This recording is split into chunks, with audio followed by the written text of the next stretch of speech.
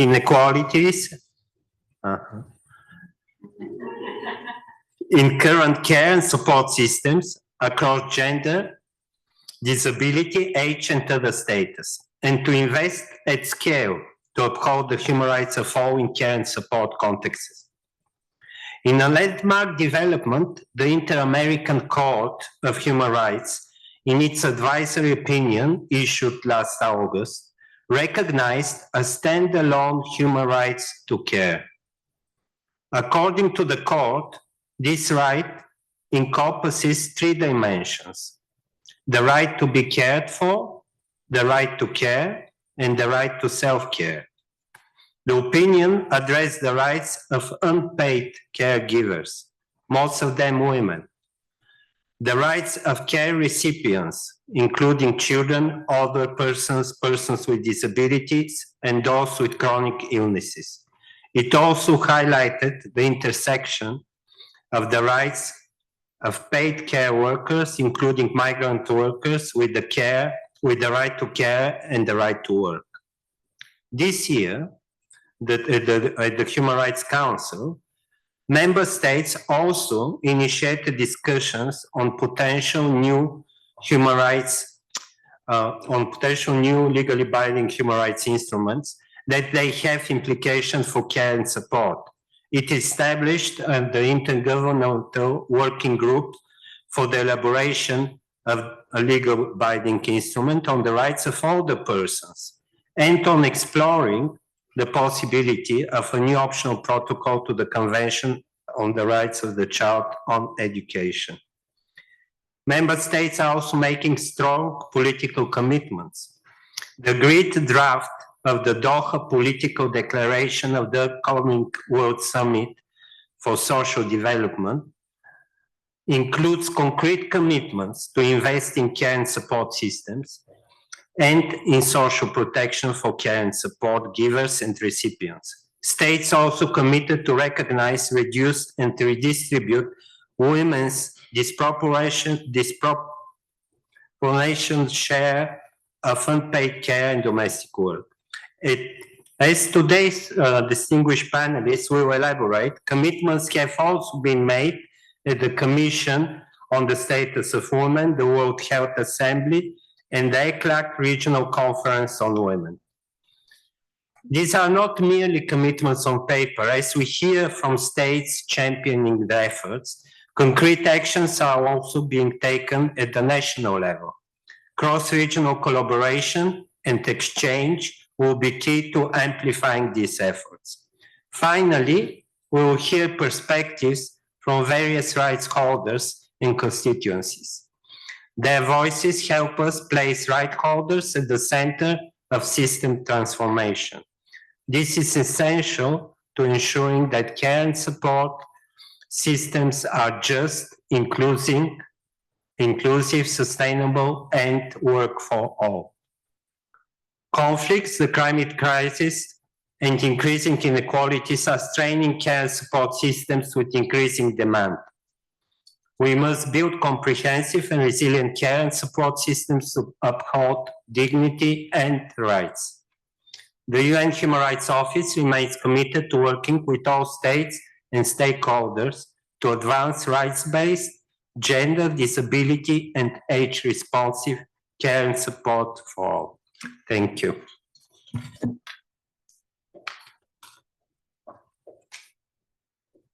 Thank you so much.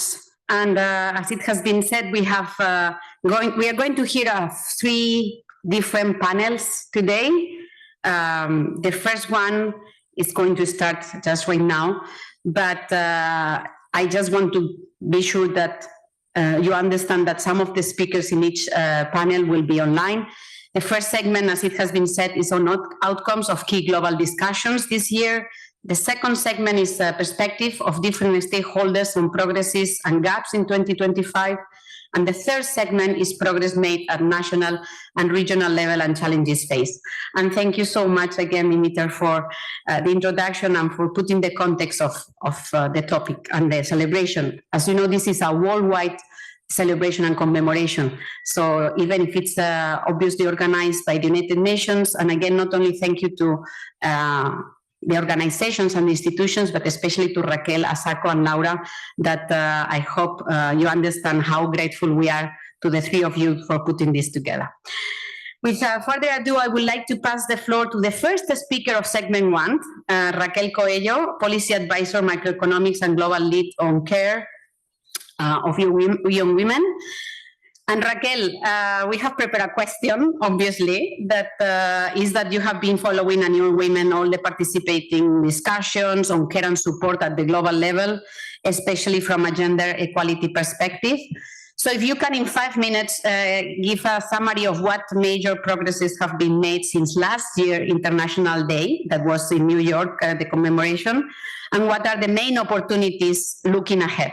So the floor is yours. Thank you. Thank you, Anna. Oh, well, first, let me express my joy for gathering here today in this third year celebration.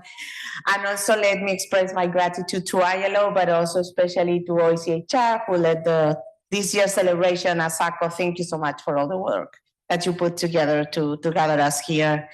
So coming back to the question, despite the challenging times that we are living and we are experiencing multiple crises, care remains in the agenda, remains at the center of the agenda. You've said it, Anna, it's been an epic year. We saw care being in the outcome document of the Financing for Development commitment, Sevilla commitment. We expect to have the care approved, also included in the document to be approved in the World Social Summit next week. Other forums such as the G20 and G7 have also highlighted care as a policy priority. I could go on and on. I just want to highlight from a gender equality perspective, numerous countries have expressed also their commitments to place investments in care systems and high quality public care services and infrastructure as part of the Beijing +30 action agenda. And also in March, the Commission of the Status of Women approved through its multi-year program of work the recognition and the strengthening of care and support systems to achieve gender equality and the empowerment of women and girls as the priority theme for CSW in 2028. So this is the forward-looking also that you were asking. And as we speak, a resolution in the second committee of the General Assembly, it's in the second commission, is also being discussed on the care economy. So care is gaining momentum as we see, and it keeps in the agenda.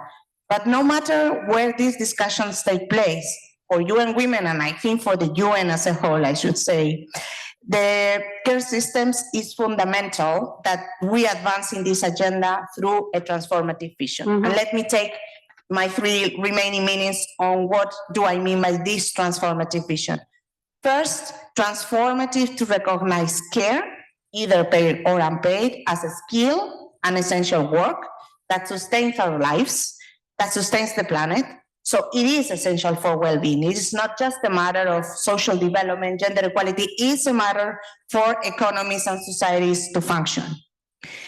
Transformative in the sense that we must recognize care also as a public good, not just a private responsibility. So shifting from approaches that place care as not just as a personal choice or a family obligation, where household men bear the main, sometimes only responsibility, to a social co-responsible models where the state is the main duty bearer and then recognizes and the contributions, and we all share the responsibility between the households, the communities, and the private sector. Transformative to promote a shift in the gender social norms and stereotypes that are discriminatory, and in the power dynamics that are also reducing care only as a women's issue, to gender co-responsible models that redistribute care responsibilities between women and men, and those that recognize that care is also basic for equal participation and treatment in society. Fourth, transformative by looking at caregivers and care recipients as right holders, both right holders, without the rights of ones being put at the forefront of the others. Both are equally important, and both caregivers and care recipients, as sometimes let's not forget we are both caregivers and care recipients, are active agents of change in policymaking. They have voice that has shaped to shape the policies that directly affect them. And five and last, transformative to acknowledge that everybody throughout our lives and on a daily basis, I should say, we all need care and support. And most of us at the same time are caregivers and care recipients, as I was saying. So transformative to break this fake dichotomy where we need to have to think in caregivers and care recipients as right holders because policies are different for each of these groups.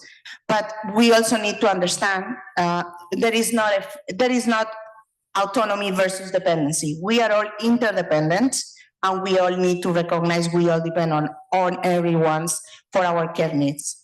So in this International Day of Care and Support, let us all commit to this transformative vision as the basis for equal participation and treatment in society for all. Thank you. Thank you so much, Raquel. And looking ahead, I think it's really important what you mentioned, the CSW in 2028. Obviously, every day, everyone that is in the care and support agenda tried its best to to advocate for the agenda. But having that milestone in 2028, congratulations. I think it was a great success this year in all the efforts that we will hear from different colleagues. Thank you so much.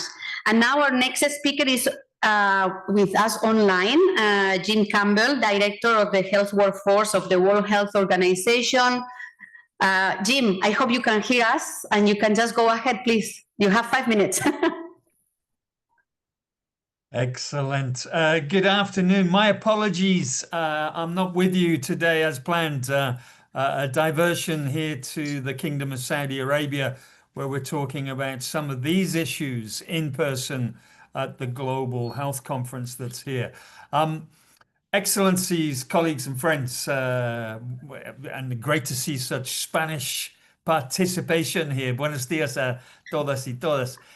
It's an honor to join you in celebrating the International Day of Care and Support and this real emphasis that we're hearing on the recognizing and how this emphasizes the rights of those who provide and receive care.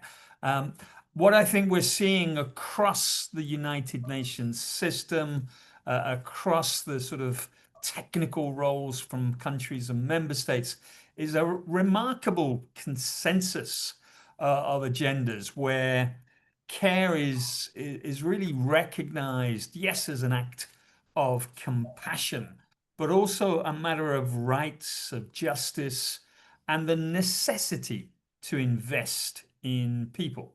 And at WHO, our approach has really been grounded in both, yes, the right to health, which is in our constitution, but also the rights and dignities of those who deliver the care services. And they are the millions and millions of health and care workers worldwide, and yes, absolutely, of which the majority are women, who are the backbone of every health and care system that is ensuring the right to health.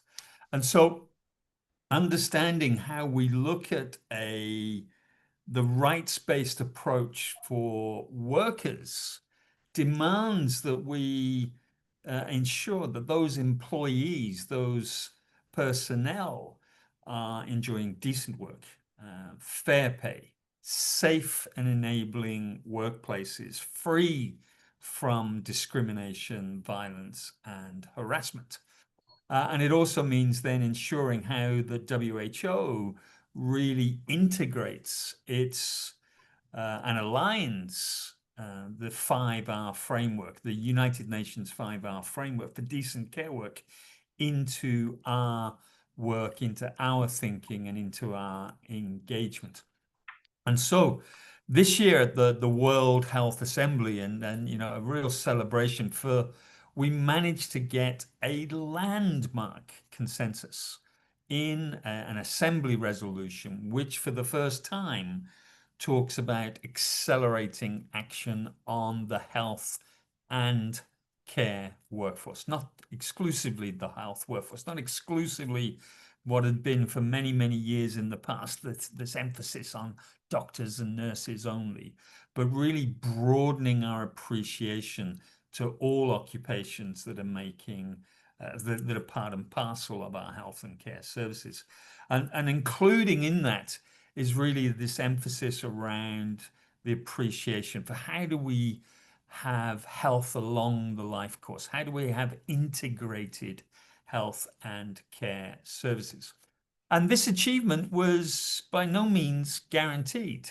One of the issues that we had to factor into those deliberations and those discussions is not every Ministry of Health, and they come with different titles around the world, health and care, health and social labor, health and social welfare, health and gender, but not every Ministry of Health has the mandate to also be responsible for the care economy, the care sector, the care workers. And so we had to really engage the representatives of member states and countries in developing a consensus, a contemporary consensus on the need to do that, even if it required extra work for those countries where they had to go back into cross-sectoral government engagement to reach that consensus, working with ministries of labor, working with ministries of social welfare, and really getting that consensus to do that thing. And I think this signals, in terms of looking at those ministries that have the mandate and those that don't, this signals a new readiness from the countries and the member states to bridge across sectors, to connect the health and care policy domains, and to affirm workers' rights is also central to the right to health. And now with this resolution, WHO is looking to act on that, the resolution to accelerate action. And what are we doing? Trying to strengthen the national routine reporting of the entirety of care workers, including paid and unpaid roles. Trying to make sure we've got rights-based workforce policies that promote the responsive roles and responsibilities from the 5R framework. Making sure that we've got ethical recruitment and migration policies that recognize if a nurse from one jurisdiction leaves to become a care worker in another jurisdiction, that their rights are protected, even though they may not be in a licensed role.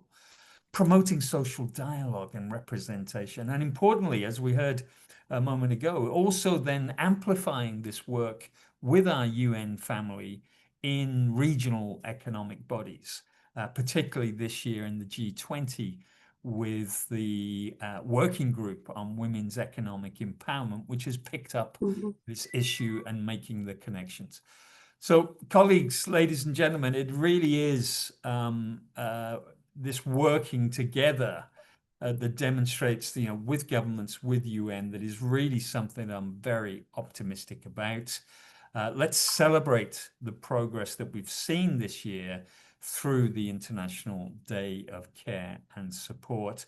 And really, let's just make us, if we can, the action that we've seen, the member states agree to accelerate action. Let's make sure that health and care is visible, it's valued, but that at the national level, it's just for all who give it and all who receive it. I thank you. Muchas gracias a todos. Thank you so much, Jim. Thank you for also, and congratulations for the landmark that you were mentioning, and you are referring the resolution of the World Health Assembly adopted this year on health and care workers. And as you said, let's keep pushing and let's take advantage of the consensus. I really appreciate that word on your speech. And we move to the next online speaker. Mrs. Ana Huezmes, Chief Division for Gender Affairs, Economic Commission for Latin America and the Caribbean. She has been probably busier than some of us, but we're really, happy to have her here, and also for all the work that she and her team has put this year. Especially, as I said, in the Regional Conference of Women of the Latin America and the Caribbean. And Anna, I know that a lot happened there, but can you tell us the key outcomes of the conference and also what is meant by the concept of a care society so embedded in Latin America and the Caribbean? Please go ahead. Yes, thank you, Ana. Good morning. Buenos días, excellencies, colleagues, dear friends. It is a pleasure to join you on the occasion of the International Day of Care and Support. Congrats to UN Women, ILO, and mainly United Nations Human Rights for this key event. Let me answer your two questions. First is ECLAC has proposed a paradigm shift in development, the care society, a form of social organization and renewed multilateralism that prioritizes the sustainability of life and the care of people and the planet. The care society recognizes the interdependence between people, the environment, and socioeconomic development.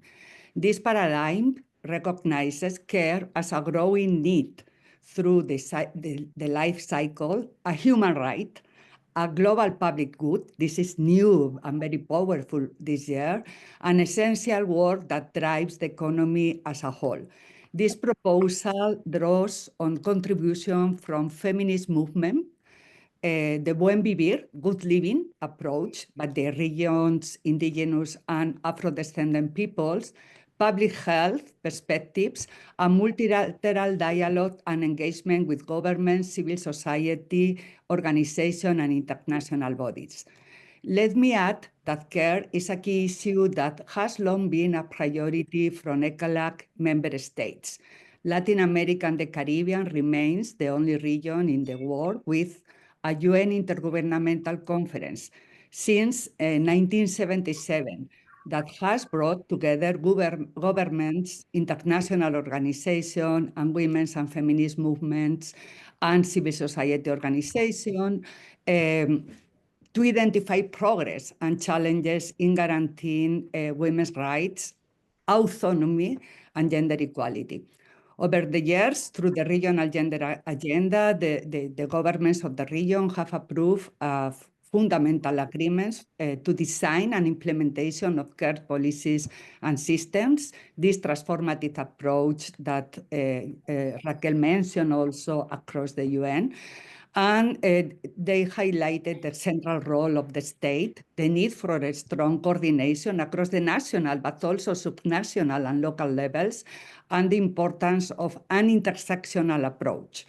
This year, at the 16 regional conferences organized by ECLAC in coordination with UN Women and under the leadership of Mexico as chair, the states adopted the Tlatelolco Commitment, which sends a powerful message to the region and to the whole world to establish a decade of action from 2025 to 2035 to advance substantive gender equality and build the care society through political, economic, social, cultural, and environmental transformations. Thus, the Tlatelolco Commitment strengthens the intergovernmental agreements adopted over the past 50 years in the region by recognizing the human right to care, which includes people's right to provide care, to receive care, to exercise self-care. And as Dimitar mentioned, the Inter-American Court on Human Rights set a historical precedent by becoming the first international tribunal to rule on the content and scope of the right to care and its interrelation with other rights. In its advisory opinion 31, adopted this year in June. So this pronouncement recognized care as an autonomous human right and underscored the obligation of states to guarantee its effective exercise. So the Tlatelolco commitment translates the care society into an actionable roadmap. It also defines the means of implementation, from improving normative framework and strengthening state gender architecture to increasing financing, enhancing cooperation, social dialogue, and cultural change, and strengthening statistical systems, placing care at the center of public policies across all sectors, levels of government, and branches of the state. The conversations and debates held through the conference have reaffirmed a powerful message. Investing in care is not a cost, it is a must. Investing in care is not only a pathway to gender equality, but a foundation for resilience, sustainability, and democratic transformation. This vision of a care society calls for the construction of comprehensive care system and policies that redistributes time, power, and resources, recognize and reduce unpaid care work, and promote decent work. We are in a very turbulent global landscape, mounting debt, declining trust, widening inequality, and an international financial system that too often works for a few, not too many. At the same time, we stand before an unprecedented global opportunity that we are talking today. Care has become a central issue in international debates, from human rights to health, labor, and climate action. Finally, as recognized by the Tlatelolco commitment, the Care Society proposal that Latin America and the Caribbean is contributing to the work, including the next Doha Conference on Development, offers a new paradigm for sustainable development, but also for peace and for equality. One that places the sustainability of life and the care of people and the planet at its core. Moving towards a care society is not only possible, it is essential. Colleagues, the path ahead is clear and the time to act is now. Thanks. Muchas gracias. Thank you so much, Ana. Thank you for bringing, the outcomes of such a key momentum in August in Mexico City with the regional conference, but also in August, as you said, the advisory opinion of the Inter-American Human Rights Court. It was such a moment. And to end these key global discussions, I would like our last speaker for this segment to refer to September, in this case, the 60th session of the Human Rights Council, where a group of states adopted a joint statement on care and support. Spain was one of the states that led the joint statement, as Spain did also for the approval of this International Day of Care and Support in 2023. Spain was also, among others, some of the countries that supported the commemoration of the day. And we would like to hear from His Excellency Mr. Marcos Gómez Martínez, Permanent Representative of Spain, to tell us what the joint statement called for and what could be the next steps states may pursue at the human rights. If you want, you can take the floor from there. Is okay, Excellency? Sí, Do you sí. prefer here? No, aquí estoy bien. Okay. O me paseo. I will stretch my legs if you don't mind. Y muchas gracias. Gracias, Ana, y buenas tardes a todas y a todos. So, I will answer your specific questions on the declaration, but first I will digress slightly. I will propose a trip to all of you, a trip in time and space. Let's go 5 million years ago, no, 3 to 5 million years ago, and let's go to the African plains in the Rift Valley. Let's go there. And we see the first hominids, first groups of hominids, and anthropologists really have some doubts on whether to define these groups of nomadic hominids as human or not, until they discover a particular feature in one of the remains they unearth. It is a woman whose leg was broken, and it was repaired, it was recovered, she was able to recover and died later.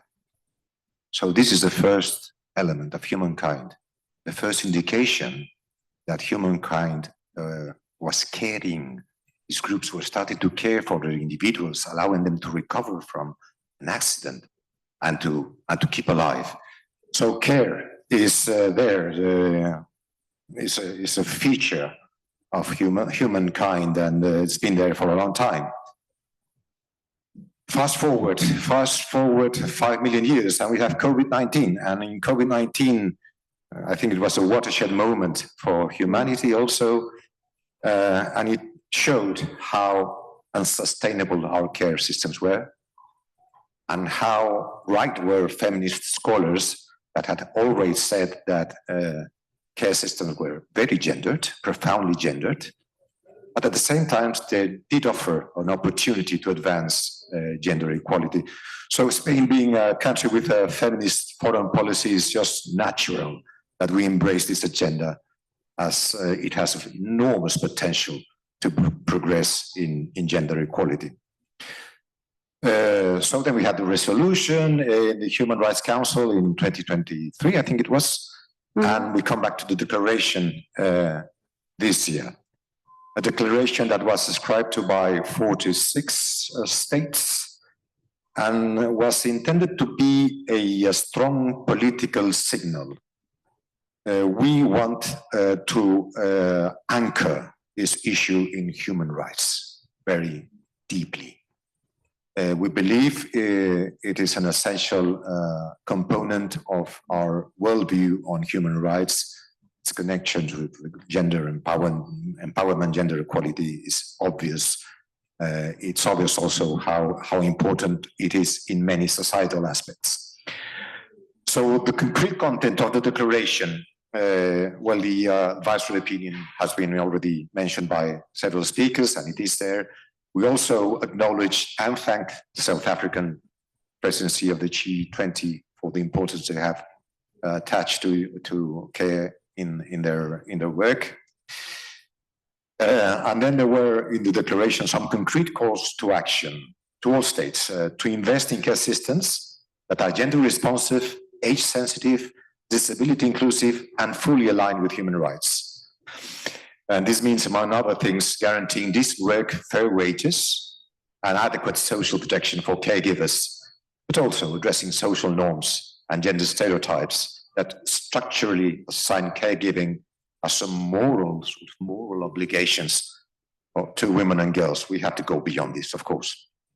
Second, call to action to change the way we perceive those traditional labeled as dependents, as someone also said before. We all are interdependent, that's the reality of life.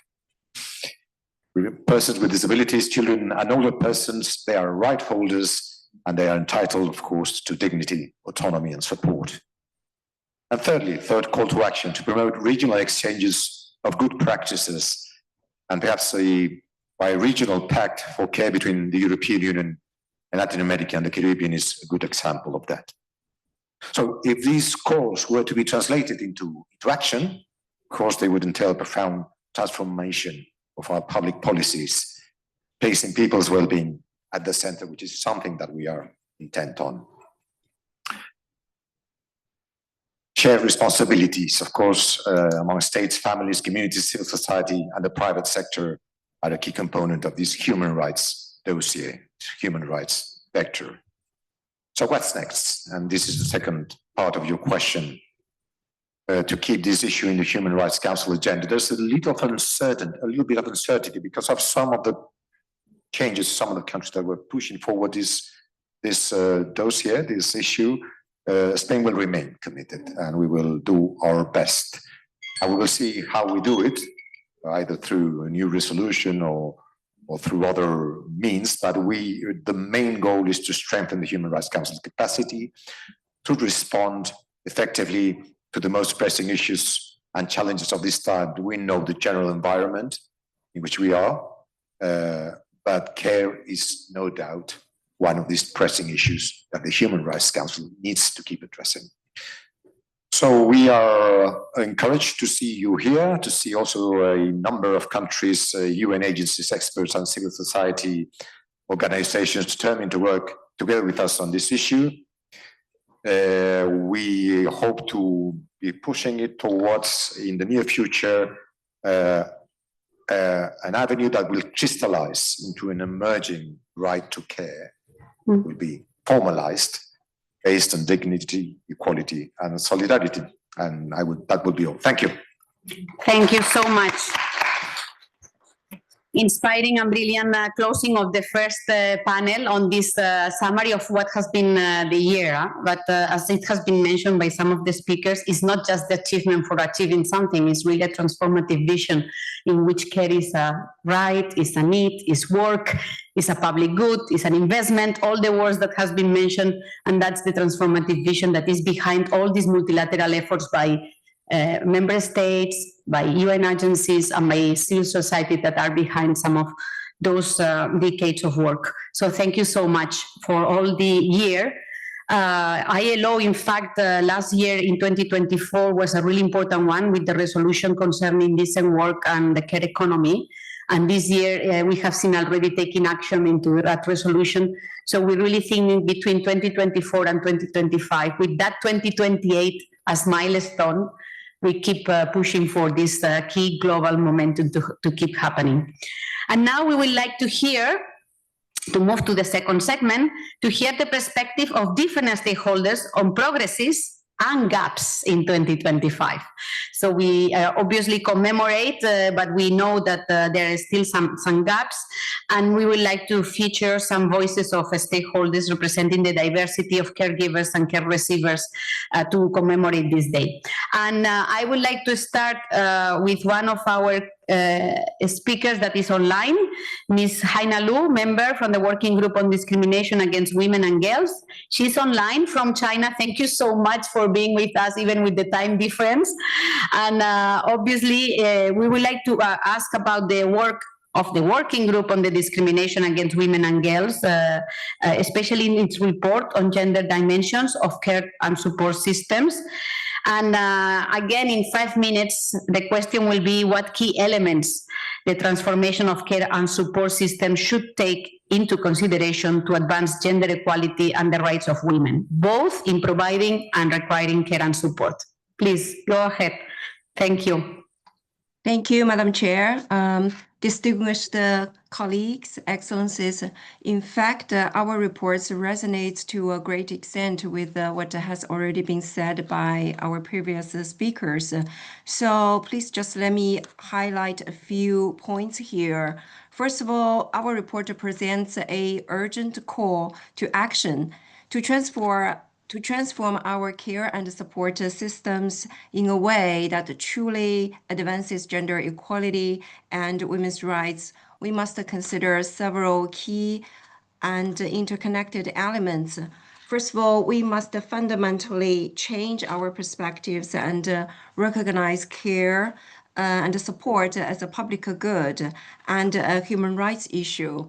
We need to move away from viewing care as a private and family responsibility, a view that inevitably falls on women's shoulders. Instead, we must see care as vital to our societies and economies and essential for the enjoyment of all human rights. So this shift in mindset is the non-negotiable foundation for all other reforms. Second, we must adopt a comprehensive policy framework.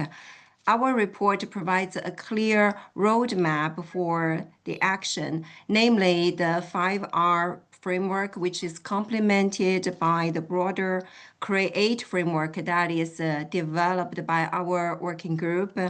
The latest guidance document on substantive gender equality, which was distributed in March 2025. You could go to our website and to find the different language versions of this guidance document there. So with this 5R framework, first of all, we must recognize the value of unpaid care work and the rights of both care providers and care recipients, as well as the importance of self-care. And second of all, we need to reduce the heavy hours women spend on unpaid care through technology and infrastructure. And third, we need to redistribute redistribute care work more fairly, not just between men and women within households, but also from families to the state and to the market. So this requires policies that actively engage men and boys in caregiving. And also we need to reward paid care workers who are disproportionately women with decent wages, safe conditions, as well as social protection. And last, we need to ensure the representation of all women, especially those facing intersecting forms of discrimination, when we design or reform these systems. So the third key element is that we need massive and targeted public investment. The state must lead in building gender responsive, inclusive, human rights based, and sustainable care systems. This means investing in tangible infrastructure like childcare centers, in-home support services, and respite care. It also means guaranteeing universal social protection, including paid care leave and pension benefits, which are a lifeline for women throughout their lives. And fourth, we must apply an intersectional feminist lens.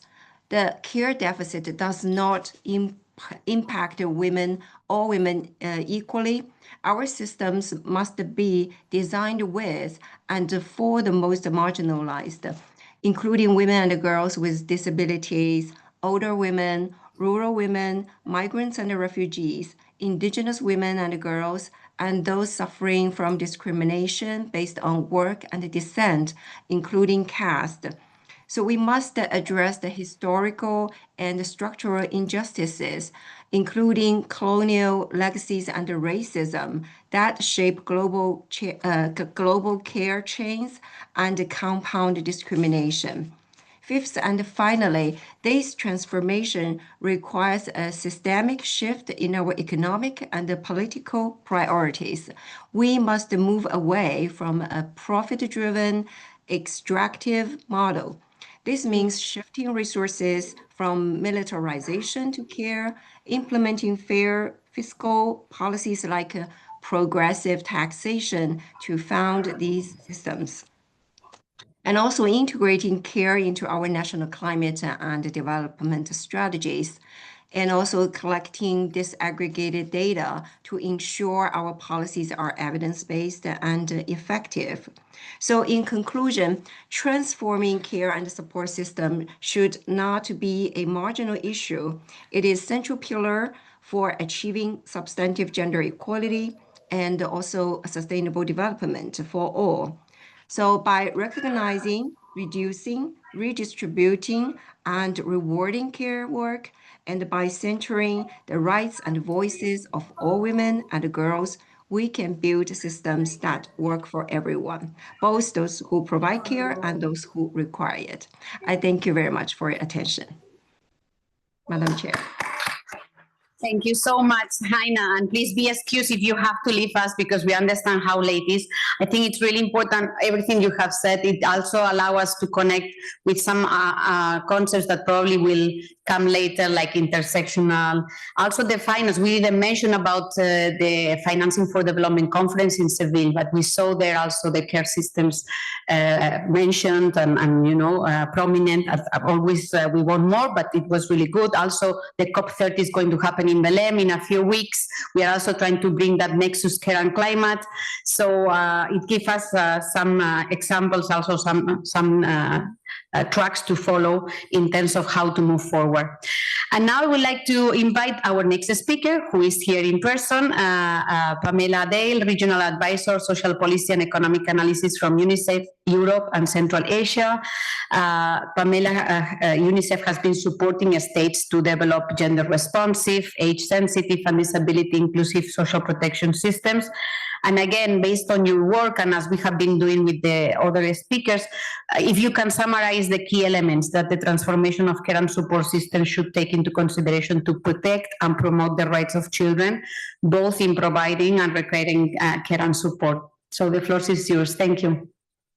Great, thank you very much, and thank you for the opportunity to speak. I was taking notes for the last few speakers, and I heard a lot about care as a fundamental right, as an economic driver. I heard about individuals as both care receivers and care providers, and the kind of fluidity between those two things, and then also about a lot about the kind of cross-sectoral or multi-sectoral partnerships that are necessary to make care a reality. And so I want to warn you that I'm not going to say anything different, because I think actually all of those are critical, and we apply them essentially to children and to the protecting the rights of children. I'll speak a little bit about some of the interventions that we're kind of prioritizing, and that we're prioritizing linking, because I think one of the key elements in providing care services for children is that care gaps occur when the kind of whole collection of policies around a child, when there are gaps in any of those pieces. So we talk about social protection, we talk about family-friendly policies, things like childcare, the financing architecture, the specific vulnerabilities of children, and also specific circumstances in different contexts of fragility, of kind of low income versus middle income contexts. And also in societies that are aging or shrinking versus societies that are growing. And so care plays out differently in different contexts. So essentially, as a starting point to talk about the human rights aspect, so at UNICEF, of course, we believe that every child deserves care and needs care. They have a right to grow up in a safe, nurturing, and enabling environment, regardless of their gender, age, ability, migration status, socioeconomic status, etc. And we see care and support as a central feature of that. It's a moral imperative, and it's also a human right, but it's also a public good, and we've heard a lot about this already, so I won't emphasize that much more now. But we see comprehensive care and support systems as fundamental to all people, essentially. It's an intersectoral agenda, so it requires integration with social protection systems for inclusivity. And so talking a little bit more about that, we see social protection as an entry point for a lot of the care work that impacts children. It needs to recognize care contingencies. It needs to provide resources for people to access things like childcare, which are so critical, but are often quite expensive in many contexts around the world. And it also, we see childcare services as a critical part of social protection systems. I want to say just a minute on here to say where the accessibility of these is a really critical component. We know that people have different ways of working. They have different hours of working. There's a lot of gig work. There are a lot of shifts. There's a lot of unpredictability. And childcare needs to be designed around the fact that people aren't necessarily working at 9 to 5, and those are not the only kind of regular hours where they need support. Integrating care into social protection strategies promotes inclusive life cycle-based frameworks. It addresses inequalities, and we use social protection systems to avoid exacerbating existing inequalities. We've heard a lot about this in gender, and that's a key one also when we talk about childcare. Where roles do tend to be quite gendered still. Women and girls still perform more than 75% of unpaid care work. It limits their education, their access to education, economic opportunities, and leadership opportunities. We know that girls from 5 to 14 perform 160 million more hours every day on domestic chores than their male counterparts. And there's a 3 to 11% decrease in the likelihood that a mother of a child with a disability is able to work as well.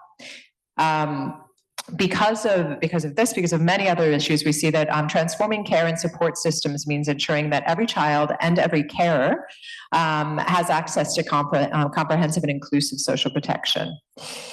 From a child perspective, compelling evidence shows that family-friendly policies are essential to give children the best start of life. And what we're talking about here are really quality and affordable childcare, paid parental leave. And you'll notice, by the way, I said parental, not just maternal. I think parental leave with equal caregiving opportunities, paid breastfeeding breaks, and also child benefits that start before the birth of a child and continue at least to when that child enters or has the opportunity to enter childcare. Obviously, we push for those to be universal, but at minimum, we really need that support from the moment a child is born to provide essential care. Because so much of this is centered around the workforce, the workplace is a critical entry point for these policies. It's where the parents and the caregivers spend a significant portion of their time. And it's where supportive measures can enable more caregiving, reduce stress, promote gender equality, and prevent create ripple effects that help parents provide adequate support for their child. Flexibility in the workplace is a really critical component. It's also a much more difficult component to get in informal workplaces. So the formality element really comes out strongly here as well. We also want to recognize that children are not always just passive recipients of care. They're rarely passive recipients of care. They're also caregivers. They contribute heavily to unpaid care in the family. Where we see this especially is with adolescent girls and adolescent parents. So they are both recipients, but they have a care role as well that requires a lot of additional support in order for them to have opportunities for education and for participation. I'll skip ahead a little bit, and I want to emphasize a kind of point on where care happens. We see care as happening in the home, although it happens, of course, in the community and as well, and in schools and elsewhere. But we must always prioritize community and family-based care over institutionalization. This is a key issue that still impacts much of the world and impacts the region that we're in right now. We have very high rates of institutionalization still within the European region. It's important that all children, including those with disabilities, can grow up in a safe, loving, and inclusive environment with their caregivers provided with support that helps them care for them. I want to talk specifically for a moment about low and middle income countries. We see in a lot of contexts where that social protection systems can sort of sideline care and support. And that dichotomy that other speakers were talking about between the responsibilities of the state and responsibilities of the family. So we see it's especially important that social protection recognizes that the formal state and the formal system also has a role in that care and support provision. I'll just end by saying that UNICEF's work on care and support, we work with many of the partners in this room, many of the partners that are up here on this panel with me today. The support spans over 80 countries.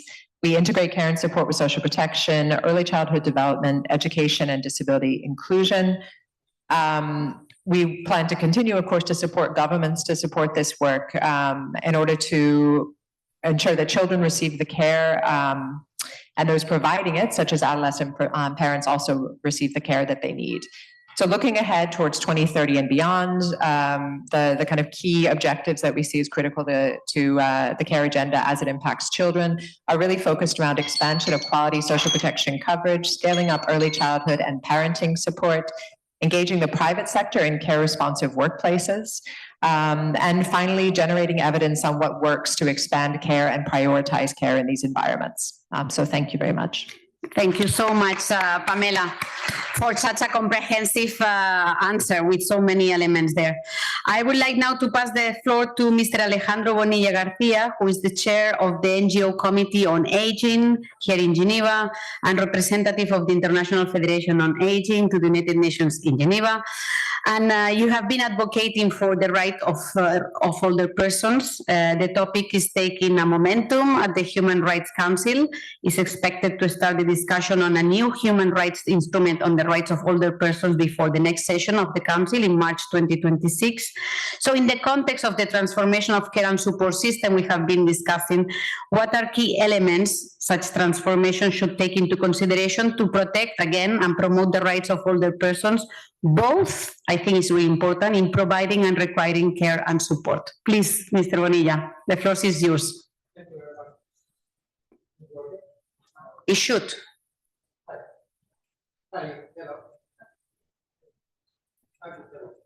Hi. Yeah. I will follow the example of the ambassador of Spain. I'll speak better when I'm standing, and I will not follow my notes, but I will answer to the question. I will answer to the question. Indeed, after many years of discussions and agreements and identification of gaps on legislation addressing older persons' issues, the agenda was sent to Geneva, and indeed, at the spring session here in Geneva, there was adopted a resolution to start drafting a convention on the rights of older persons. And my point of view is that, of course, nobody is born old. We have to consider the whole life cycle approach, and there's no magic. It will have an impact on your old age years, what happened when you were a child and when you were a worker. Then you will have an impact. I shouldn't be here. I'm really humbled by all the expertise that's been shown here, and I would like to repeat. I'm an actuary, and I became a Social Security actuary at the ILO, actually. The first years of my professional activity, I think I lost my time because I thought everything was numbers. And indeed, when I joined the ILO and I discovered that there are standards and that the numbers have a legal framework, and that should be the basis, that gave me an orientation, and they gave me actually a purpose. So when addressing the issues of other persons, I say, well, why do we need legislation? It should be something natural to take care of. Even animals, they take care of each other.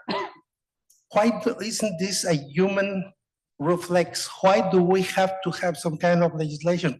And I got the response at the ILO. It really gives you this kind of purpose. One important thing,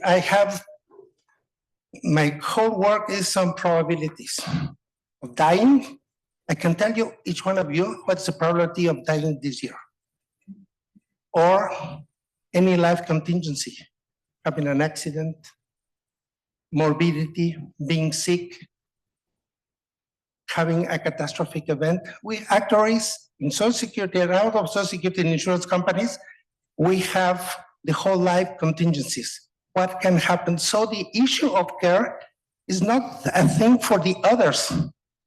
Each one of us, we can be touched. Tomorrow, today, going back home, we might need care. So, but what really struck me is what being care something that should touch everyone. Many perceive that it's from the others. It's those who are needing care, they should take care of their own thing. And there's a kind of a reality check. I heard in the previous interventions that, of course, we need resources, we need financing, that this is an investment. But when I do my actuarial calculations and when I analyze the national accounts, not many countries have money to spend. They have to make hard choices. And sometimes they will have to make the hard choice of what to stop doing in order to finance care.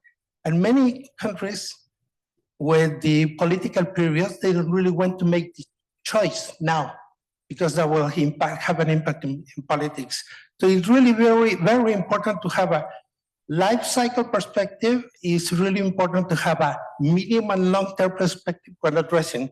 In my notes, I have that, of course, unfortunately, taking care is not the most natural expression of humanity.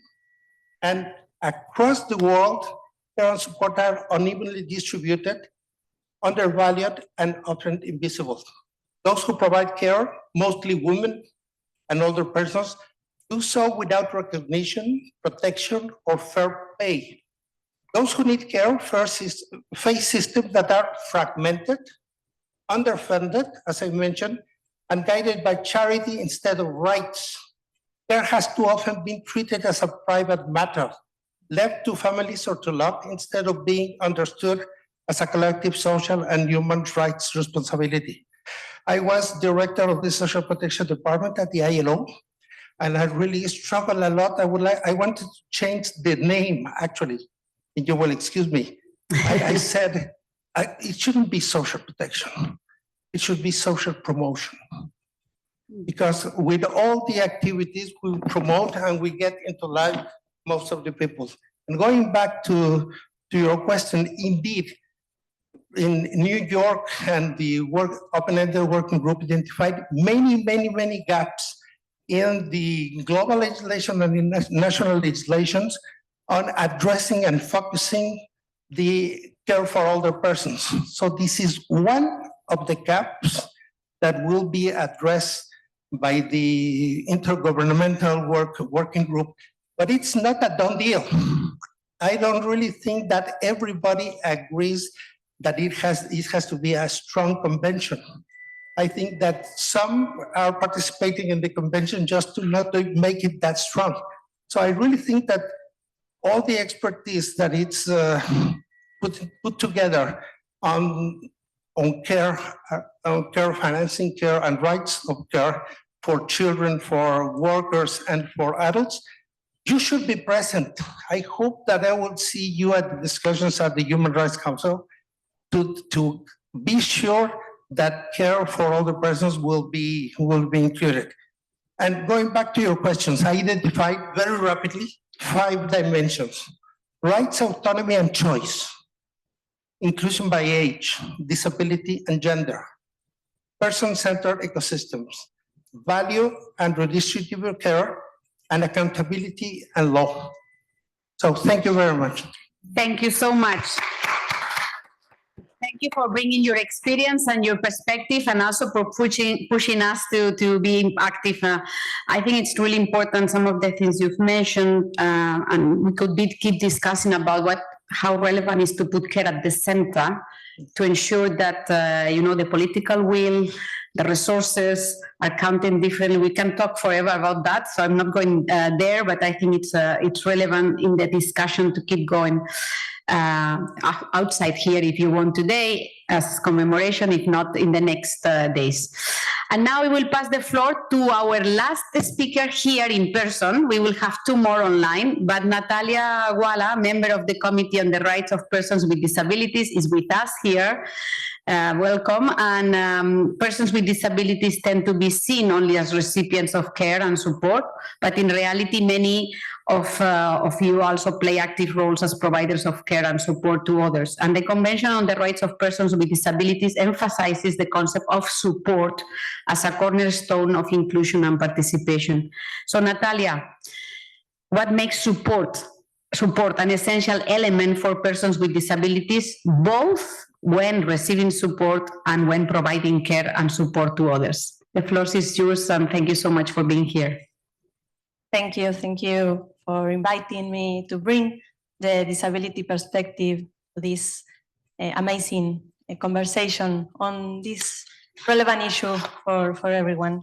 So, Excellencies, colleagues, friends, I would like to bring some key ideas and key messages about the care and support from our perspective, from the perspective of persons with disabilities. According to the High Commissioner of Human Rights, support is essential, element to enable persons with disabilities carry out our daily life, to live in the community and to be active and independent. And care, the right to care includes also for everyone the right to self-care, the right to provide care, and the right to be cared for. So as persons with disabilities, we have the same rights, including providing care and the right to self-care. So the distribution of care shouldn't or should not, to be clear, institutionalize or isolate persons with disabilities in institutions or in their homes to receive cares or to receive supports. Hopefully, fortunately, this is a new perspective, and we are celebrating today International Day of Care and Support. This means that the care agenda is including support from this perspective to promote the autonomy of persons with disabilities. This is a key element, which means support from the disability perspective. Support, as I mentioned, is a fundamental element to promote our autonomy, to promote our independent living, to enjoy all of our rights. Support systems include not only those network of persons to provide different kind of assistance, also include, for example, technologies, assistive technologies, digital devices, transport, among others. Support for us is the way to enjoy other rights. To, for example, the right to education, to employment, to culture, to access to justice, to access to house, to live independently, as well as to provide care. So it's really important. Based on the support, and I would like to add, the support should be provided in the community, should be available, accessible, adaptable, acceptable, and respect the preferences of the person with disabilities based on individual preferences. Each person with disability needs different kind of support and not always receive care, but we should respect this perspective in order to be in compliance with the different conventions, in particular the Convention of Rights of Persons with Disabilities. Through the support, as I said, we can enjoy different rights, our human rights, and also we can contribute with the economic growth, for example, with the social development as well. We can contribute also to build inclusive societies. So it is really important to pay attention towards these key elements.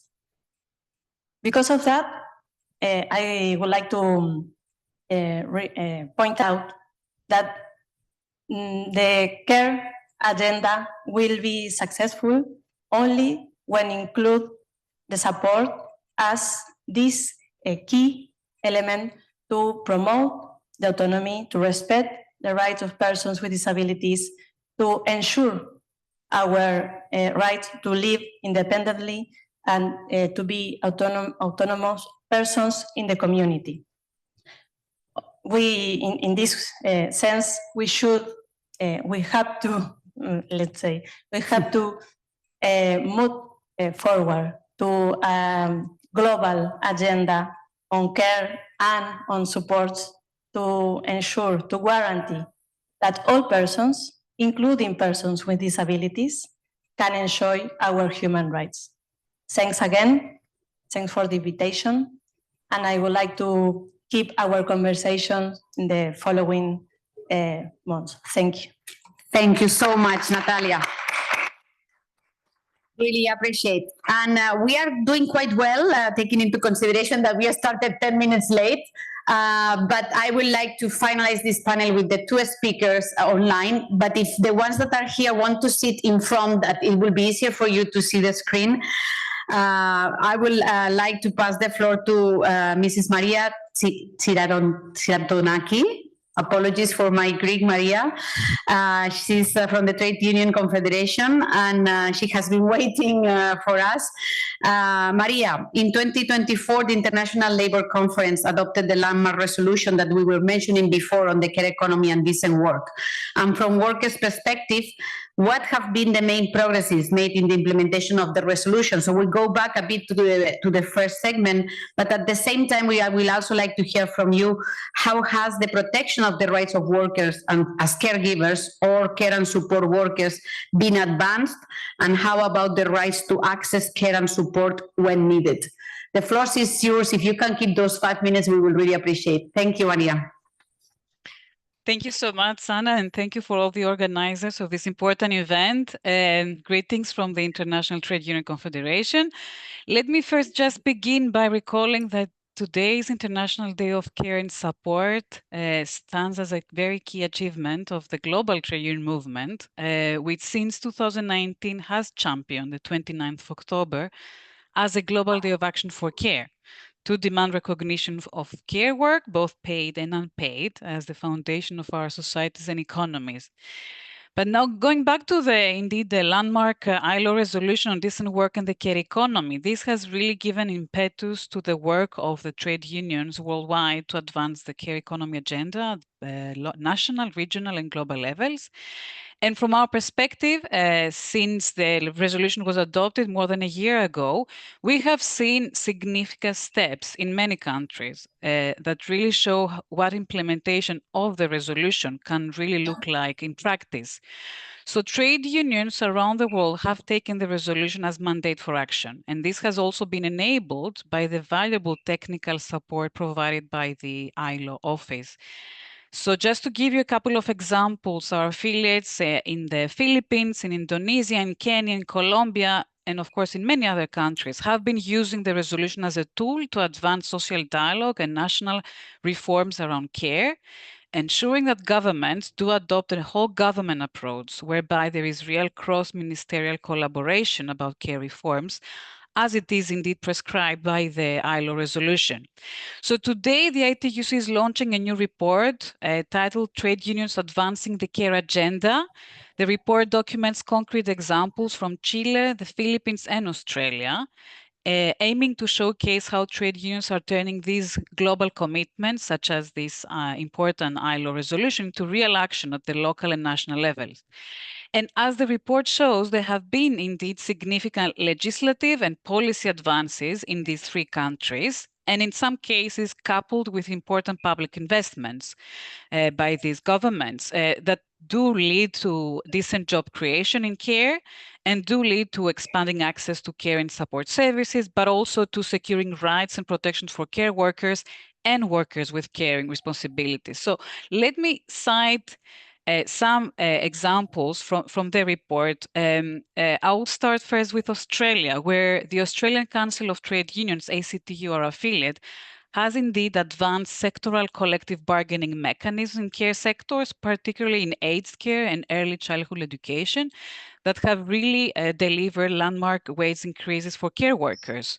There has been also important public investments in care by the Australian government, which has pledged $850 million through the Building Early Education Fund, which is described as the single biggest investment by an Australian government ever in new childcare services. And this initiative will create 160 new childcare centers, primarily for underserved communities. So these and other measures do represent meaningful progress towards universal early childhood education and care in Australia, which has been a long-standing campaign of our affiliates and all the Australian unions. Now, in the Philippines, our affiliates, the National Trade Union Confederation, Centro, KMU, TUCP, FFW, have really worked to formalize and protect care workers in both public and private sectors. They're organizing barangay health workers and domestic workers, ensuring the rights to join a union and bargain collectively, advocating for their inclusion in social protection and in the national minimum wage system. So these actions do reflect the resolution's call for decent work for all care workers, including those most at risk of insufficient or inadequate protection, such as domestic workers and migrant care workers. And in Chile, the Central Unitaria de Trabajadores, CUT, has been a key voice in shaping the new national system of care and support, Chile Cuida, pushing for the integration of labor rights and gender equality. And CUT has also used collective bargaining and social dialogue to advance equal pay and better working time arrangements for workers with caring responsibilities, again, directly addressing the resolution's goals.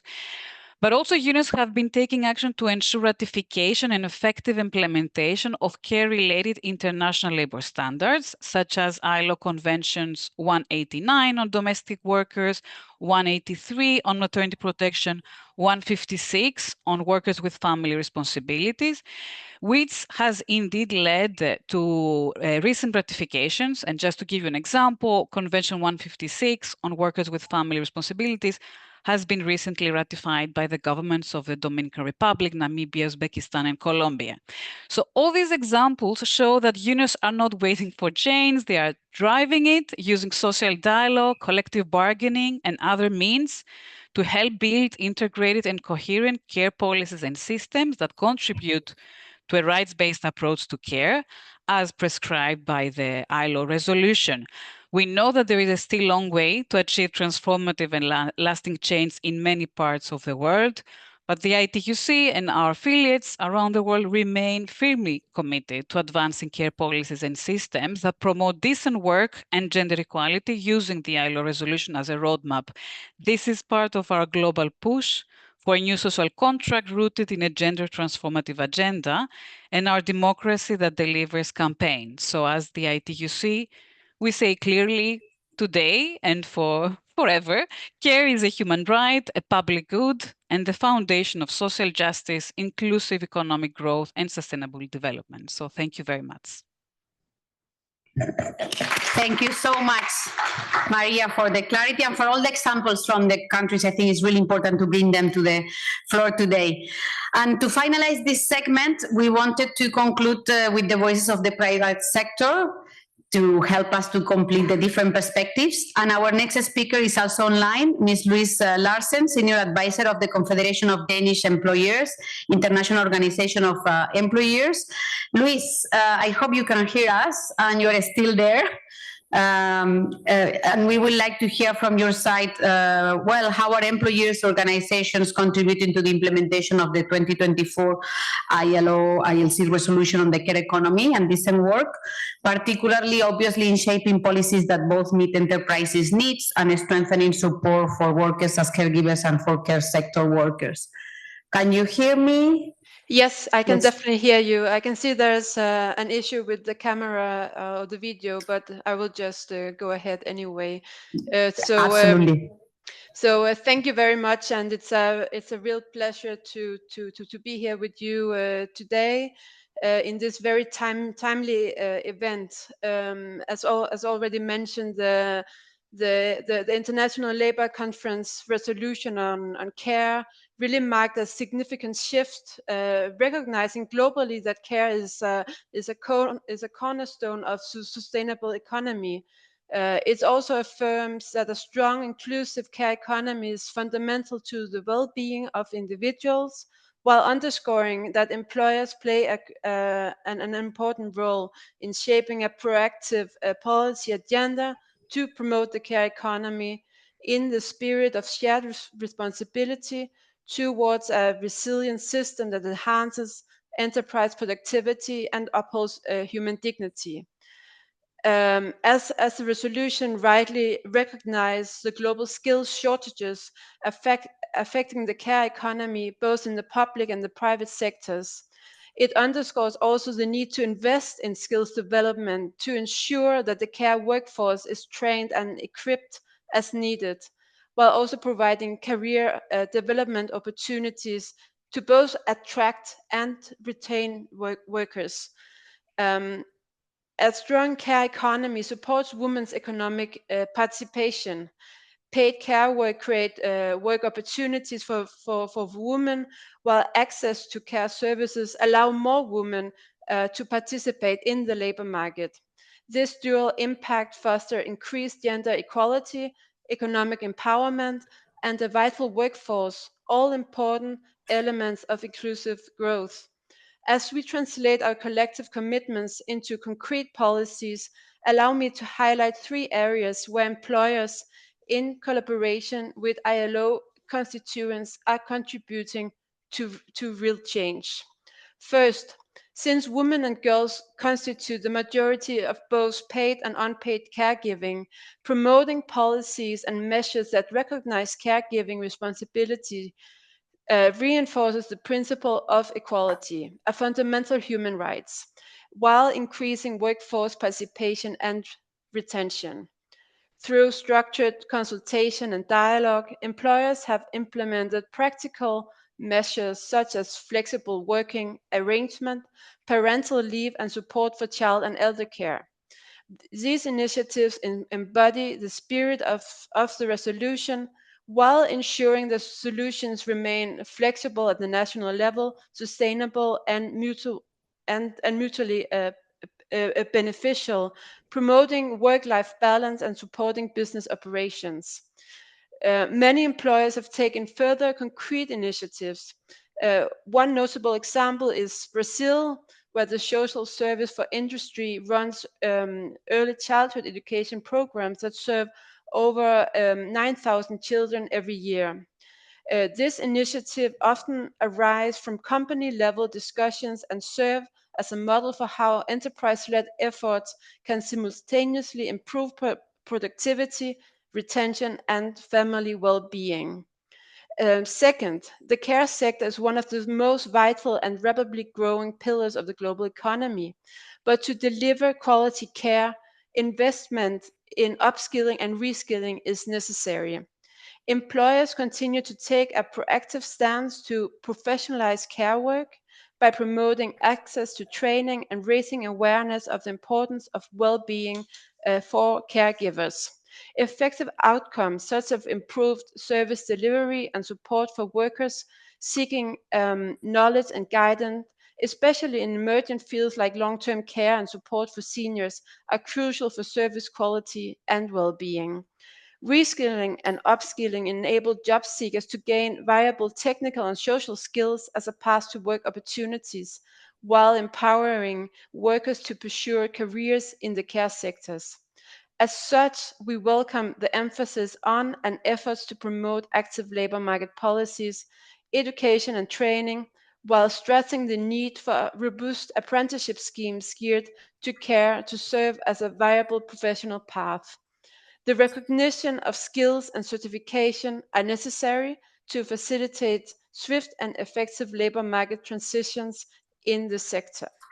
A third area where employers in the private sector contribute to achieving concrete results is the development and implementation of a pathway to formalization. Formalization offers mutual advantages, including workers gain access to social protection, such as healthcare and pensions, while employers benefit from a stable, skilled workforce, ultimately creating a system that benefits everyone. We, of course, recognize the scale of the challenges with us, including limited financial resources and democratic pressures that test our systems. Yet we also face unprecedented opportunities to build stronger public-private partnerships and to align social protections with economic growth, along with a call for substantial public investment to develop a care infrastructure that sustains us all into the future. As employers, we see the care economy as an integral part of the future of work. Through coherent policy frameworks, targeted initiatives, and wide-ranging dialogue, we can deliver transformative change. Rethinking how care is provided and supported across societies, serving both those who give care and those who receive care. Thank you very much for your attention. Thank you so much, Luis. And thank you so much for joining us. And we will finish with a really great panel, 4 of the speakers here in person for the last 25 minutes that we have to commemorate the day. And we would like to invite all of them to join us at the front of the room. First of all, His Excellency Mr. Nkosi, Permanent Representative of South Africa. Also Mr. Rodrigo Pintado, Counselor of Human Rights Coordinator of the Permanent Mission of Mexico to the UN. Also Her Excellency Ms. Nahida Chauban, Permanent Representative of Bangladesh. And then His Excellency Mr. Vladimir Cook, Permanent Representative of the Republic of Moldova. So the 4 of you, please, if you don't mind to join here, and then we will start the last segment that, as I have mentioned at the beginning, it will basically focus on progress made at national and regional level and challenges faced. And I will start with the Permanent Representative of South Africa, Mr. Nkosi, His Excellency. South Africa is leading this year's G20 discussions. We are just waiting for the G20 Leaders Summit in a few weeks, and one of the key topics being addressed is the care economy, and South Africa has been strongly promoting gender equality and inclusion of people with disabilities in these conversations. So we would like to hear from you what progress has South Africa made in its national care and support systems, and why are global commitments such as those discussed at the G20 and some others that we have heard at the beginning of this panel important for South Africa's national efforts. Please, His Excellency.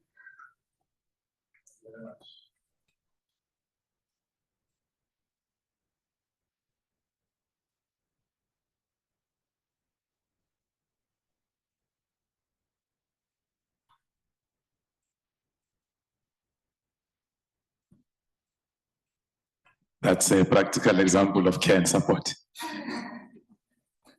Well, thanks very much, moderator, and thanks to you, ladies and gentlemen, distinguished participants. Thanks for joining us this afternoon, and I greet also my fellow panelists, excellencies.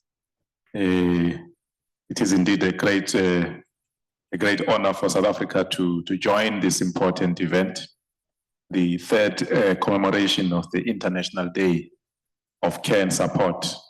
And I thank the Office of the High Commissioner for Human Rights, the ILO, as well as UN Women for hosting this event. The theme of this year's commemoration, care and support for all, realizing human rights of all those providing and requiring care and support, resonates very deeply with South Africa's constitutional vision of a society founded on human dignity, equality, social justice principles that lie at the heart of our approach to building a caring and inclusive society. Care and support are the basis for the well-being and development of all people and societies. However, as we've heard, in many countries, care systems are inexistent or inadequate. In those countries where they exist, women and girls, including those with disabilities and older women, carry out a disproportionate share of care and support. Excess workload of unpaid care work and household responsibilities reduce time and resources for women and girls to access education, including lifelong learning and training, decent work, social life, and self-care. As for South Africa, we regard care and support systems as an integral component of our social programs. These are indeed the foundation of our collective resilience, our human rights architecture, and our pathway to sustainable development. Over the past decade, South Africa has made tremendous strides in advancing a rights-based care and support system. Our constitution guarantees social protection grants, health care, and support for vulnerable persons, and enforceable rights. Guided by these principles, our government has implemented a number of programs aimed at providing comprehensive social protection for people needing support. In response to part of your question around the G20 chairship or presidency that South Africa holds this year, I'm happy to say that our advocacy role in the G20, particularly in the empowerment of women working group, we've placed the issue of care and support economy as a priority in the global development debate. We've called for greater recognition of care work as a driver of sustainable economic growth, social cohesion, and gender equality. These discussions reaffirmed that investing in the care economy, care infrastructure, decent work for care workers, and a fair redistribution of unpaid care responsibilities are the key to achieving the sustainable development goals. We continue to promote this agenda regionally through the African Union frameworks on social protection and gender equality, ensuring that care is seen not as a private family responsibility, but a public good, a human right. We also acknowledge the pivotal role played by women, often the invisible backbone of the care system. Despite progress that we've made, we are acutely aware of the challenges, namely the need for sustainable financing, adequate remunerative care work, and protections for care workers, as well as the urgency of building data systems to inform policy. As we commemorate this day, South Africa reaffirms its commitment to work with the partners to build a universal, inclusive, and rights-based care and support system that leaves no one behind. Let us remember that caring is not charity. It is a human right whose recognition will restore our common and shared humanity and dignity. I thank you. Thank you so much for your words and the inspiring intervention. I would like now to pass the floor to Mr. Rodrigo Pintado, Counselor of the Human Rights Coordinator Permanent Mission of the Mexico to the UN. Mexico has been a global lead on promoting human rights-based care and support systems and hosted we have heard, the Regional Conference of Women of Latin America and the Caribbean, also co-convener of the Global Alliance for Care, if I may say, but we would like to hear at the national level, a part of these efforts at the multilateral international level that has been so crucial in the last years. At the national level, what progress has Mexico made in improving its national care and support systems, and how the regional development is helping those national efforts? Obviously, the regional conference was a key moment for that, but beyond that. So please, go ahead. Thank you very much. On behalf of Ambassador Mendez, I would like to thank you for the invitation, and we are very happy to support this event and to participate in this commemoration of the International Day of Care and Support, because as you have said very clearly, for Mexico, this is a priority, and we have shown that throughout many initiatives here in the Human Rights Council on the issue of care and support, on children's rights, on older persons, on women's rights, on the issues of gender, and even also, of course, persons with disabilities that we lead with New Zealand. So this is an issue where we clearly would like to walk the talk at the international level, but we also need to do so at the national level to make a difference for those who really matter, who are the persons that are providing those services of care and support, and the persons that are also receiving those. And one of the main things that have changed in Mexico is the election of the first women president of Mexico, Dr. Claudia Sheinbaum. I think that really changed a lot in the perception that Mexicans have on the role of women, but also on the fact that she said from day one that the issue of care and support was going to be one of her main priorities as the president of Mexico. And she was very clear, and she has since then very clearly saying and acting in this regard, and highlighting the role that care and support plays in our society, and the work that particularly women play in that regard. And this is also I think it's important to understand that we need to foster some sort of a social and cultural change in our societies, where we took for granted for many millennia that women were going to be in charge of the care within the families. And now we understand that this does not have to be like that, and that the states have a responsibility, and that we also need to recognize that care and support as a work and something that is providing to our societies, and also contributing to our development, which is also very important for us.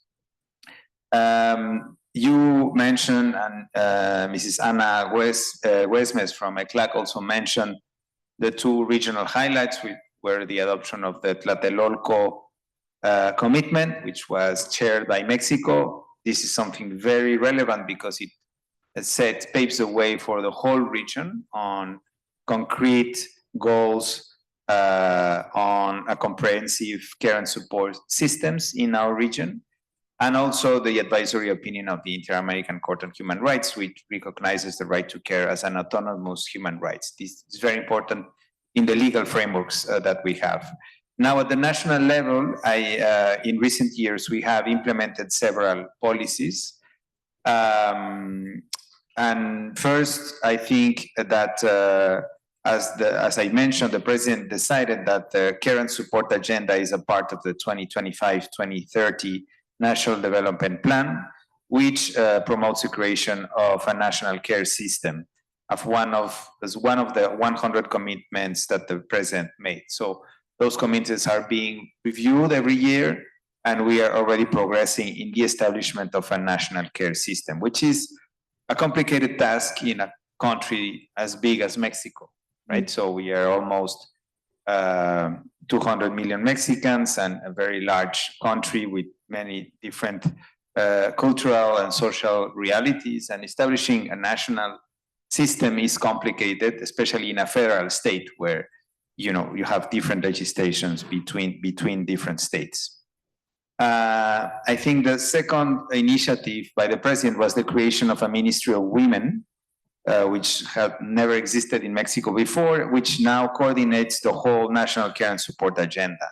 And this was very important because we had different ministries that were involved in their different parts of the issue of care. But now to put it within the Ministry of Women highlights the important role that women play in this regard, but also gives coordination to all the national policies in this matter.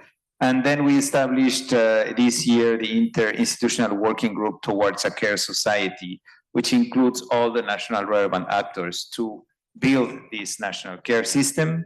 And we started this national care system this year with the establishment of the first 12 child care education centers in the north of the country, in Ciudad Juárez and the city of Chihuahua. So this will be the first one to establish at the national level. And then in Mexico City, which is one of the largest cities in the world, the Mayor Clara Brugada announced a new program which is called City That Cares for Caregivers, which is a program that provides financial support and access to culture, sports, and educational activities for caregivers, in addition to specialized services. So this is very concrete measure at a local level.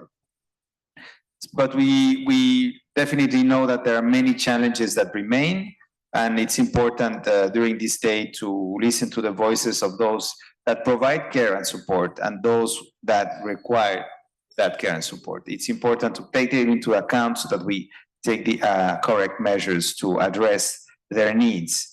And we also believe that the care and support systems must be gender, age, and disability responsive, and must be grounded on human rights. And finally, looking forward, I would like to conclude with future actions that we can all think about in our respective roles in this care and support agenda. First, I think it's important to universally recognize the right to care and support in all its dimensions, and this is a political work that we have to do at the multilateral level, because we are not there yet.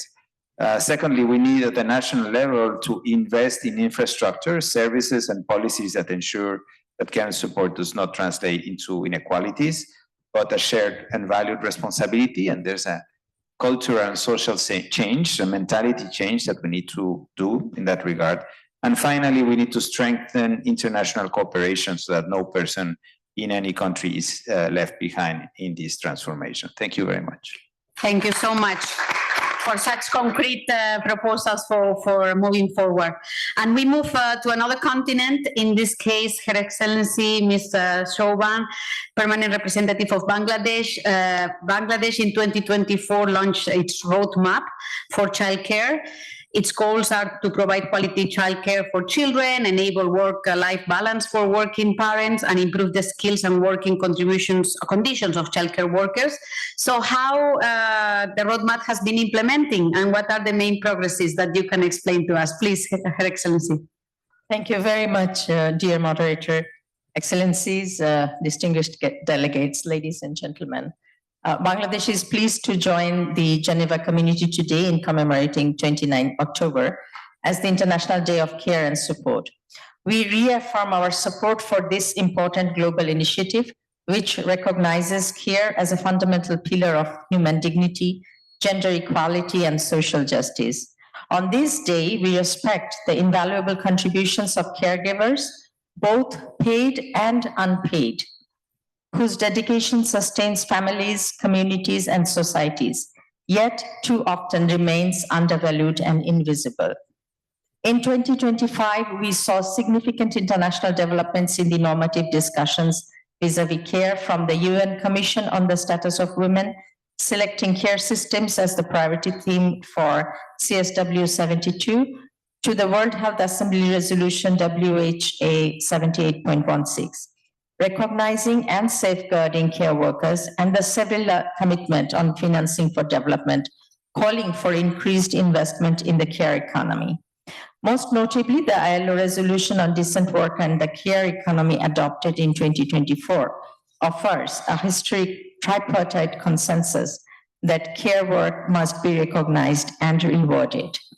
Now, Madam Moderator, going back to Bangladesh, in this spirit, Bangladesh launched its National Roadmap for Childcare in November 2024 with the technical support from ILO, an important initiative that translates our commitment to building a comprehensive national care system. The roadmap aims to ensure quality childcare for all children, enable work-life balance for working parents, me being one of them is included here, and personalize and protect childcare workers. Professionalize and protect childcare workers. Since its adoption, we have taken concrete steps towards implementation. National childcare standards are being developed in collaboration with the ILO, UNICEF, employers' federations, and civil society. A pilot network of model childcare centers has been initiated in different parts of Bangladesh, alongside community-based childcare for informal sector workers. Already, several enterprises, including in the ready-made garments sector, have established childcare facilities under strengthened enforcement of national labor regulations. At the same time, over 1,000 childcare workers have received formal training through the National Skills Development Authority of Bangladesh as part of the plan to bring childcare into the National Technical and Vocational Qualifications Framework. Looking ahead, the government of Bangladesh is committed to the full implementation of the roadmap through a whole of government and whole of society approach.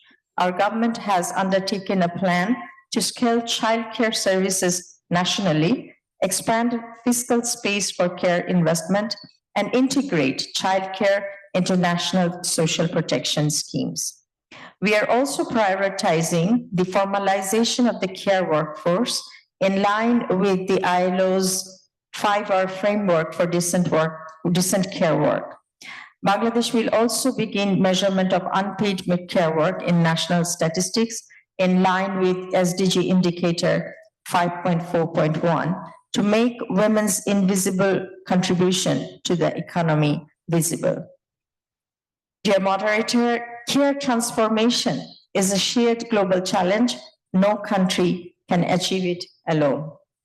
Bangladesh believes that international cooperation must expand in 4 key areas. First, a dedicated and predictable international financing for care systems is essential, especially for low and middle income countries. Second, we call for technology transfer and innovation in community-based care models and digital care platforms. Third, we urge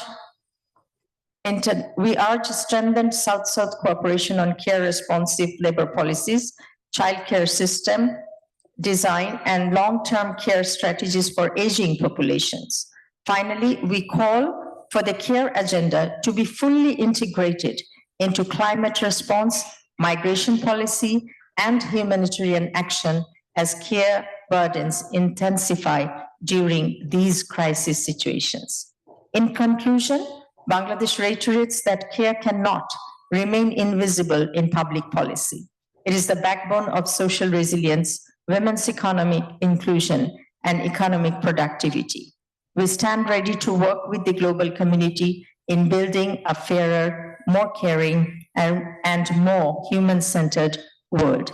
Because when care is prioritized, societies thrive. Thank you. Thank you so much. Really appreciate it. And the last speaker for the segment from another continent, His Excellency, Mr. Vladimir Cook, Permanent Representative of the Republic of Moldova, also to bring how Moldova has been working to improve its national care and support system, including children, disability support, care and support for older persons, and what are the main progresses made in Moldova on transforming care and support systems. Please, His Excellency. Thank you very much, Anna.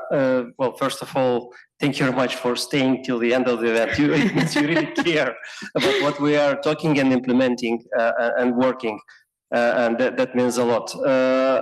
Yes, Moldova, Eastern Europe, 2.5 million people right now, going through difficult transition, economic transition, and it has its own challenges, but we are working and very much committed to develop. And I will go through a little bit a number of our policies.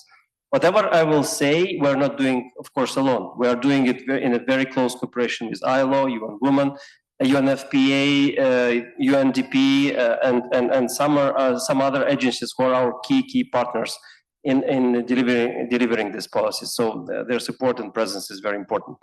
So I'll go through a number of vulnerable groups which we are designing in. But before that, I will say one thing. You remember, Spanish ambassador was going back 5 million years ago, discussing how the first year. I will not go where Moldova was at the time. But speaking of time, 2023, the year when this resolution has been adopted about declaring the International Day of Care and Support. Well, preparing for this event, I discovered that in 2023, we have been launching a number of policies who were actually directly related to care and support in Moldova. So it's interesting. So now we are somewhere in the middle of implementation of many programs. So we see already first results, but there are more to come in the future. So first, childcare. I think the main accent here, focus was put on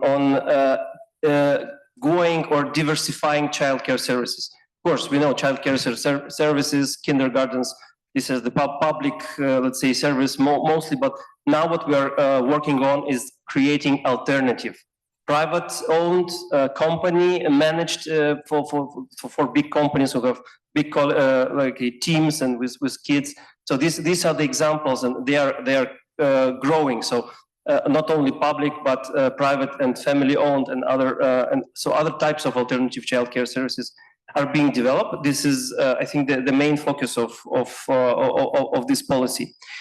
Second, the caregivers. Exactly, the policy is to create as flexible as possible options for them to be able first to take care of children, but also to find their way back to the social and economic life when let's say the conditions allow. So that's why we have been designing various flexible schemes how to allow the mothers to come back, the fathers to take care. So for the father paternal leave has been also introduced and is more and more used in Moldova. Going to speaking about persons with disabilities, of course, main source of commitments is the convention. We've ratified recently the optional protocol on communications. But Natalia has been speaking that the different persons with different disabilities require different types of support. So I will not go through the whole list of services which are being provided to people with disabilities. But the most important part here is that they are tailor-made. There are people with mental disabilities, with physical disabilities, severe, moderate. So for all of them, there is a specific type of service, so tailor-made to the level and to the type of disability.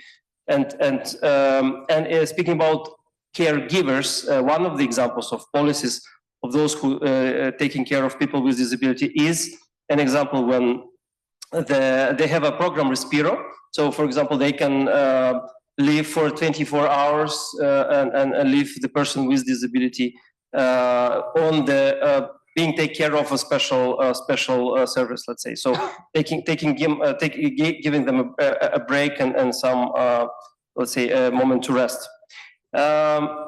Now, referring to older people, and internationally, Moldova has been a supporter and is a supporter of the having an international legal instrument on the rights of older people.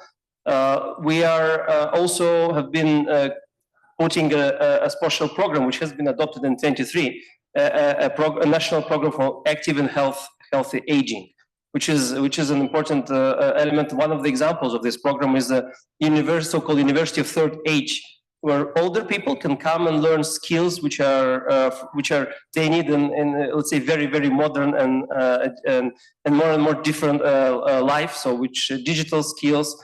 So being able to work, even being, for example, at their pension age. So this is one of the example. Another one is a specific project helping to elderly women in rural areas, for example, so which are mostly sometimes in the most difficult spot.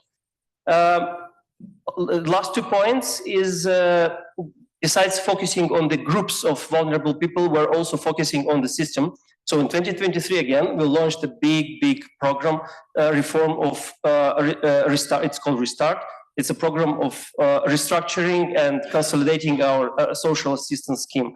There are a lot of interesting results, but basically the main thing that we now much better how many social assistance cases we have, what type of them, so we have a much better mapping, which helps us in budgeting social assistance. So basically, this program will make our social assistance system much better prepared to provide enough, sufficient, and quality help. Moldova has just had elections a few weeks ago. This Friday, we'll have a new government. The next Minister of Social Affairs will be a person coming from UNFPA Moldova, deputy representative. So we will be using the experience which she accumulated working for UNFPA now actually on the policy delivery, not policy advice, but or assistance, but policy delivery side of the work, which is very good. And the program of the future government has a very specific point to increase by 30% the number of beneficiaries of all kinds of support policies, disabilities, older people, and others.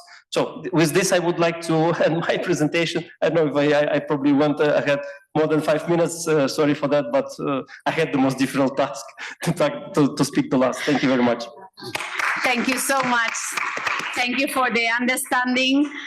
It's great to have the four of you here and you have been able to summarize so many things. And in fact, the biggest apologies is for the person that is waiting for the closing remarks. And with that, we will close the commemoration. But obviously, we wanted to give her the opportunity to give those final words to commemorate this day, coming from the ILO, one of the organizers of this commemoration. So Ms. Sukti Dasgupta, Director, Conditions of Work and Equality Department of the International Labour Organization, who is online, but we would like her to close the event. And with that, to thank not only the ones here, but also the ones in Zoom for all your patience and for your presence in this commemoration. And please, the ambassadors and excellencies, to just be able to sit in front of the screen. So Sukti, you close the commemoration. Thank you to you and your team for the efforts, also to UN Women, and obviously to the Office of the High Commissioner of Human Rights. Please go ahead. Thank you. Thank you so much, and Your Excellencies, distinguished participants, colleagues and friends. It is really an honor and a privilege for me to conclude this excellent event celebrating the International Day of Care and Support 2025. But my sincere apologies for not being able to join you in person today. But I've been listening to the excellent interventions from many of you. And now, as it was reiterated by many of the interventions, care is central to human, social, economic, and environmental well-being, and it is a foundation for sustainable development. And care work, both paid and unpaid, sustains every society and every economy. It enables all other work. And therefore, investing in care creates jobs, it drives gender equality, it strengthens societies. And according to the macro simulations from the ILO, closing the care policy gaps could create 299 million jobs. That's a big number by 2035, and could also generate returns of US dollar 3.76 in every global GDP of dollar invested. So there are strong returns to investment in care, and yet, as some of you have pointed out, care remains both underinvested and underfinanced, and for millions of care workers around the world, their work also remains undervalued and invisible. In fact, according to our estimates, in 2023, there are about 748 million people aged 15 and over who are outside the labor force due to unpaid care responsibilities, of which, and this is not surprising, 708 million are women. And on the other hand, paid care workers also face persistent decent work deficits. Many, especially domestic workers, migrant workers, those who work in the informal economy, work very long hours for very low wages without labor and social protection, nor access to fundamental principles and rights at work. And for those who rely on care and support, access also remains uneven. The newly launched ILO Global Business and Disability Network report, Care to Compete, shows that nearly 60% of employees who were surveyed, employees with disabilities, said that unmet care and support needs directly affect their livelihoods. And it reduces their working hours, it reduces their job security as well as their income stability. And yet today we also celebrate progress and possibility, and we heard from many of you about the excellent initiatives that are happening across your countries and the world. And the care economy is increasingly recognized as a cornerstone of sustainable development.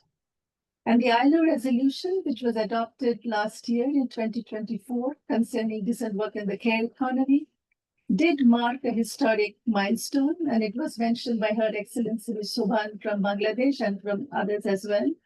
And it offers, for us and for our constituents, it offers a tripartite roadmap for building care policies and systems that work for all, guided by the 5R framework, which is recognize, reduce, and redistribute unpaid care, and reward and represent care workers. And we are already seeing this transformation take shape across the world. In addition to what we have heard, just to add, in Indonesia, care has been placed at the heart of national development through the Care Economy Roadmap of 25 to 2045. In Uzbekistan, there are new laws on parental leave and maternity protection, which are helping to rebalance the distribution of care work between men and women. In Tanzania, domestic workers are gaining recognition as skilled care workers through certified training, which is part of a national strategy. In Colombia, indigenous women are leading community-based care cooperatives that formalize and professionalize care work. And also, again, the ILO's Care to Compete report shows that the private sector top companies are embedding care into their sustainability and inclusion strategies, balancing the global standards with local needs, and they're also demonstrating strong leadership. And this boosts job satisfaction, talent retention, as well as productivity. And in fact, as one company said, our best policies come from listening to employees who have lived it.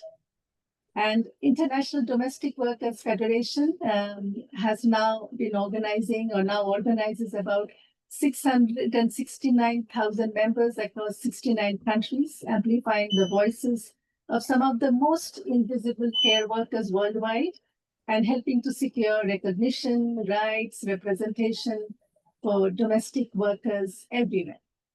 Now, at the global level, I also wanted to mention that the South for Care platform, which was launched by the ILO and constituents in Doha in September of this year, is really advancing South-South cooperation and peer learning amongst governments, workers, and employers organizations. And it's certainly going to be a very useful platform for everybody interested in care. Yet there are barriers that remain, and to overcome them, as many of you have said, we must work together and we must work decisively. And basically, I would highlight 3 I's: the invest in care, involve partners, government, social partners, other stakeholders in dialogue to come up with the best possible solutions, and implement policies that build on care-related international instruments as well as labor standards for a rights-based approach to care. And as we close this year's celebration, let us reaffirm our shared commitment to value, to ensure and invest in care and support for all. And the ILO stands ready with our partners, and I would also like to thank UN Women and OHCHR for collaborating with us on this event today, and others. And we stand ready to act together with governments, employers, and workers' organizations, with the UN system, other partners, to make right to decent work in and through care economy a lived reality. And thank you once again for your time, for your insights and your engagement, which made the discussion so rich. And once again, very warm greetings from the ILO on this International Day of Care and Support to all of you. Thank you. Thank you so much. And with this, we close, perhaps just with a photo, because if not, it's not a commemoration. And this is the United Nations official commemoration, but we have other commemoration going on all around the world, and they will love to have a photo of all of you. So I can take it. I can also be the photographer. So just 1 second, but thank you so much. And sorry, at the end, I just wanted to add a great thank you to Palais for Care, which provided online interpretation service. Thank you very much.